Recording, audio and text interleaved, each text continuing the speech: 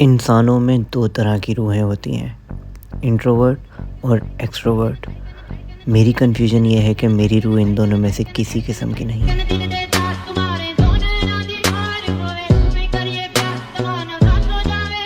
जब मैं 18 साल का था उस वक्त मेरी मेंटल हेल्थ इतनी पॉजिटिव थी कि अगर कोई मुझे बताता था उसे एंजाइटी, स्ट्रेस, हाइपरटेंशन या फिर डिप्रेशन जैसा कुछ भी है तो मैं सोचता था कि ये लोग बहुत ओवर एक्टिंग कर रहे हैं।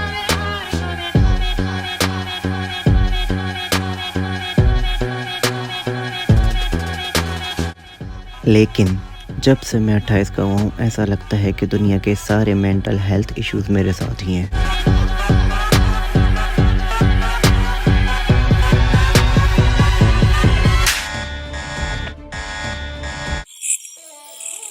खुश आइन बात यह है कि ये डिप्रेशन वाला मर्ज़ इतना अलार्मिंग नहीं है क्योंकि मेरी उम्र का हर इंसान इसी कश्ती का मुसाफिर है। और इतना रिलैक्स मैं आपको इसीलिए नज़र आ रहा हूँ क्योंकि मैं देख चुका हूँ कि इस डिप्रेशन क्लब ने तो अपने हिसाब से हल भी ढूंढ रखे हैं इसके।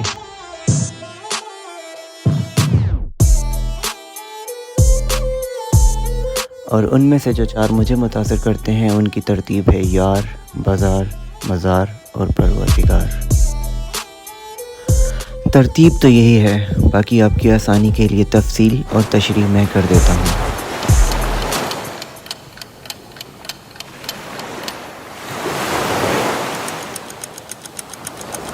जिस तरह गुनहगारों की सज़ाएँ मुख्तलिफ़ लेकिन जेल एक ही होता है, ठीक उसी तरह बीमारों की तकलीफ़ें तो मुख्तलिफ़ लेकिन तबीब और दवाखाना एक ही होता है।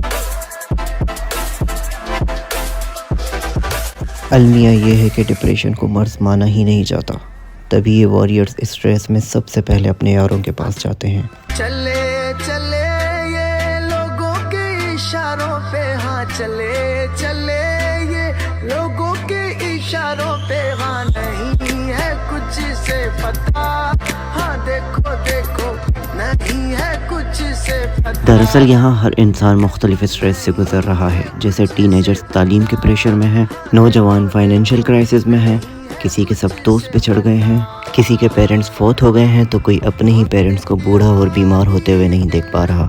गरीबों को झोंपड़ियाँ बंजर हो जाने का दुख है तो अमीरों को अपनी औलाद के कंजर हो जाने का दुख है। बेरोज़गारों को नौकरी की परेशानी है तो जिनकी नौकरियां हैं उनके बॉस हरामी है। कोई परदेस में है तो कोई कहीं का नहीं रहा, और अगर किसी के साथ कोई भी मसला नहीं है तो वो मोहब्बत का मसनूई मसला पाल लेता है अपने लिए।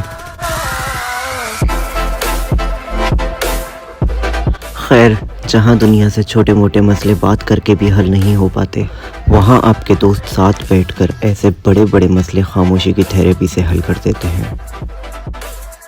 मैंने खुद ये एक्सपीरियंस करके देखा है, लेकिन अगर मेरे मसले बदल जाते हैं तो मैं शहर बदल देता हूँ।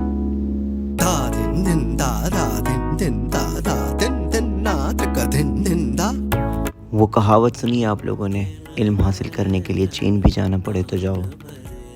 मेरा फंडा थोड़ा सा मुख्तलिफ है, वो ये कि यारों के लिए लड़काना भी जाना पड़े तो जाओ, क्योंकि जहाँ मेरे यार वहाँ लड़काना भी चाहे ना।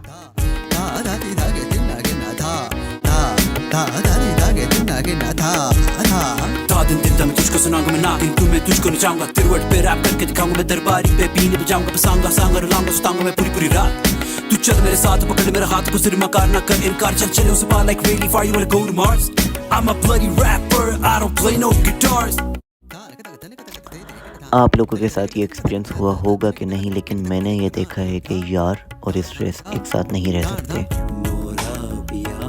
शायद यही वजह है कि उस रात मुझे इस बेनाम से गांव की इस चारपाई पर एक शानदार शहर के आलीशान बिस्तर से ज़्यादा अच्छी नींद आई थी। मुझे तो ऐसे लगती है मौत आ जाए तो सही है, मुझे तो ऐसे लगती है मौत आ जाए तो सही है बस। अब बात करते हैं बाज़ार की, और आपके जहन में सबसे पहले वो लोग आ रहे होंगे जो बाज़ार में कुछ ना कुछ ख़रीद कर अपना दिल बहला लेते होंगे।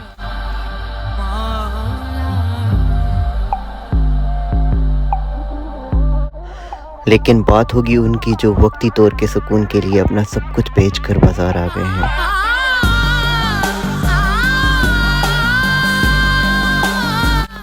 हालांकि इनका स्ट्रेस बस्टिंग तरीका बहुत मुख्तलिफ है, लेकिन काबिल ज़िक्र तो है।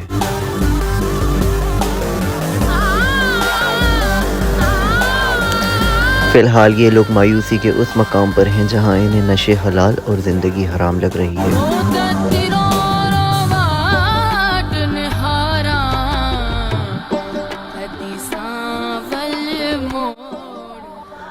अब आप मेरे इन दोस्तों की ही मिसाल ले लीजिए। इनका क्राइसिस जो कि ज़्यादातर फाइनेंशियल ही होता है, उसके बोझ में ये लोग महंगे नशे कर तो लेते हैं, लेकिन सुबह उठकर होश में आते हैं तो इवेंचुअली इनका क्राइसिस और बढ़ चुका होता है।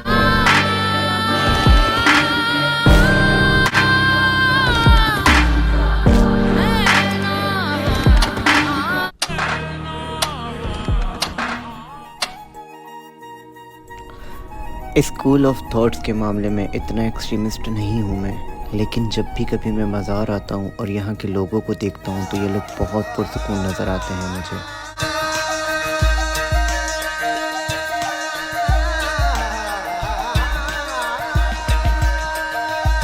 तीस साल की उम्र में 90 साल की ज़िंदगी गुजारने वाले ये लोग वैसे ही इतने वाइज हो चुके होते हैं कि दुनियावी चीज़ें इनके लिए कोई अहमियत नहीं रखती।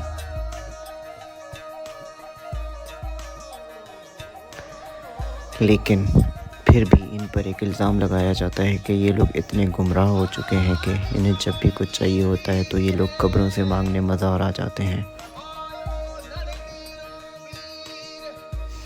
मेरे नज़दीक ये बात बिल्कुल इलॉजिकल है, क्योंकि इन्हें कुछ नहीं चाहिए तभी ये सब कुछ छोड़ छाड़ कर यहाँ बैठे हैं,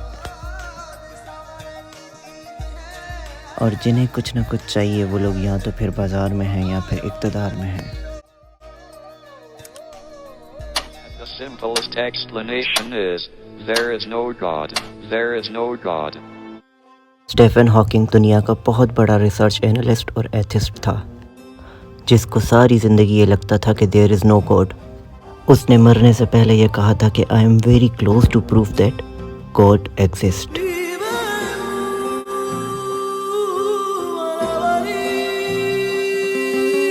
अच्छी बात यह है कि उसका ये मिशन कामयाब ना हो सका, क्योंकि उस हस्ती को बिन देखे ही पुरसुकून कैफियत मिल जाती है। वो अलग बात है कि परेशान लोगों की परेशानियां परवरदिगार सबसे पहले देख लेता है। तभी जब यार, बाजार और मज़ार भी काम नहीं आते तो परवरदिगार सामने आ जाता है। चल पड़े हैं इस डगर पास अपने आने अब दे को दर से मिला दे, साथ कुछ ऐसे निभा दे, मुश्किलें हजार बरस बार तू सब। और फिर उसके पास जाकर हाल दिल बयान करने वाली नमाज के 2 सजदे ही काफ़ी होते हैं।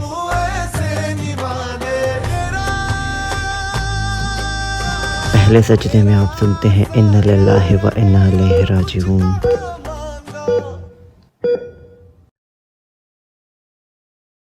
हंस दे जरा, और दूसरे सजदे में मिल जाता है तवील सुकून।